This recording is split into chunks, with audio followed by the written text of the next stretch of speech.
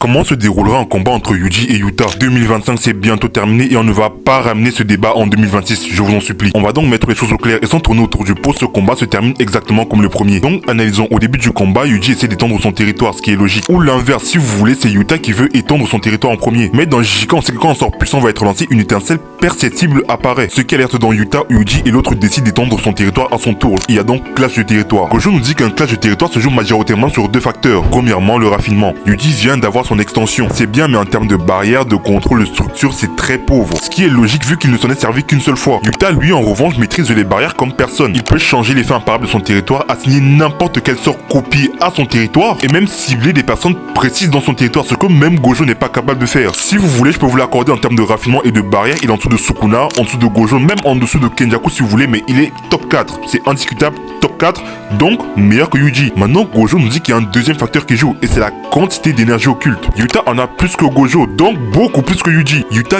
gagne sur les deux facteurs dont il emporte sur le clash de territoire. Ce qui fait que Yuji se retrouve dans son territoire, sans sort et complètement à sa merci. Il doit donc affronter Yuta et Rika en même temps. Yuta qui a tous ses sorts, si vous réfléchissez un peu, c'est fini pour lui. Maintenant, deuxième cas de figure, disons que Yuji est intelligent et n'étend pas son territoire parce qu'il sait qu'il va perdre. Ce qu'il fait, c'est qu'il opte pour un territoire simple qu'il ne pourra malheureusement pas maintenir. Tout simplement parce que Yuta peut bouger dans son territoire. Il ne va pas gentiment le regarder faire. Et en plus de ça, il a Rika qui pourra le balancer dans tous les sens comme elle l'a fait avec Sukuna. Résultat, Yuta l'enchaîne avec tous ses sorts et il finit exactement dans le même état que le premier combat. Et je vous en supplie, ne venez pas étaler votre bêtise dans mes commentaires en me disant oui, Yuji a battu Sukuna, donc logiquement il est plus fort. Est-ce que ça veut dire que Yuji bat Gojo? Non, soyez intelligent. Yuji à la fin de Jijika, ce qu'il propose c'est très bon. Extension du territoire, manipulation du sang, sort d'inversion, etc. Mais le problème c'est que Yuta a tout ça en mieux.